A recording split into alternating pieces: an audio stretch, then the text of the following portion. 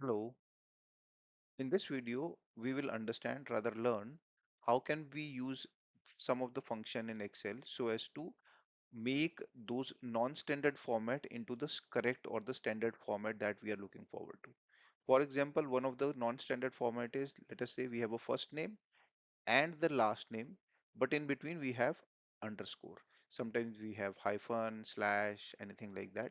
So how do we make sure that the correct format has a space in case of a underscore or maybe hash? So the simple function is, or other simple way is, go to the function, click on substitute.